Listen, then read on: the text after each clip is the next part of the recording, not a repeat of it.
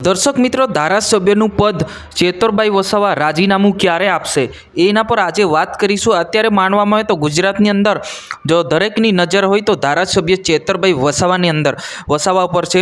જ્યારે વાત કરવામાં આવે તો કોઈ વ્યક્તિને 3 વર્ષની વધારે સજા અથવા કે 2 વર્ષથી વધારે સજા થતી હોય તો જે રીતના જે ચૂંટણી વિભાગનો જે રૂલ્સ છે એ રૂલ્સની અંદર લખવામાં આવે છે કે ભાઈ કે હા એમનું ધારાસભ્ય પદ જે છે એ રદ કરી દેવામાં આવશે, પરંતુ ધારાસભ્ય ચેતર વસાવાનું પદ જે છે અત્યાર સુધી રદ નથી કરવામાં આવ્યું। તો આવો મિત્રો કેમ, અને જ્યારે ચેતરભાઈ વસાવા જેલમાં ગયા ત્યારથી ચર્ચાઓ પણ ઘણી બધી જામી છે કે ધારાસભ્ય ચેતરભાઈ વસાવાનું પદ જે છે એ રદ કરી દેવામાં આવશે, એટલે કે 3 મહિનાની અંદર પેટા ચૂંટણી ફરી યોજવામાં આવે। આ રીતના જે વાતચીત પણ ચાલી રહી છે।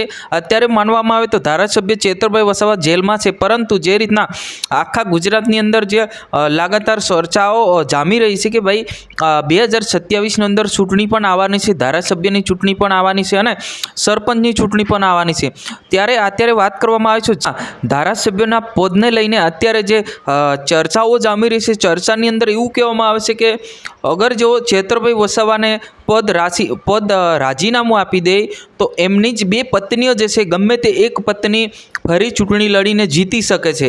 એ મુદ્દો પણ અલગ રીતે ચર્ચામાં છે, અને જે ધારાસભ્ય અત્યારે જો જે 6-7 મહિના જ બાકી છે, એટલે કે એ પદ જે 5 વર્ષ પૂર્ણ થતાં જે અત્યારે જે રીતના 2027માં ચૂંટણી ઓલરેડી થવાની જ છે અને રાજીનામું આપે તોય પેટા ચૂંટણી કરવી જ પડે, એટલે કે ભલે 10 દિવસ ચૂંટણીના બાકી હોય કે 20 દિવસ કે પછી 1 મહિનો બાકી હોય, પરંતુ પેટા ચૂંટણી તો કરવું જ પડે, જે ચૂંટણી નિયમ આધારિત।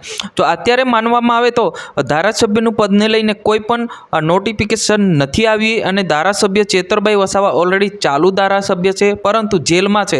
આવો મિત્રો એમની જામીન સુનાવણી પણ ટૂંક સમયમાં થવાની શક્યતા વકીલ દ્વારા જાણવામાં આવે છે। આ વિશે તમારે શું કહેવું છે જરૂર કમેન્ટ કરીને બતાવજો। આજની વિડીયોની અંદર બસ આટલું જ। નમસ્કાર।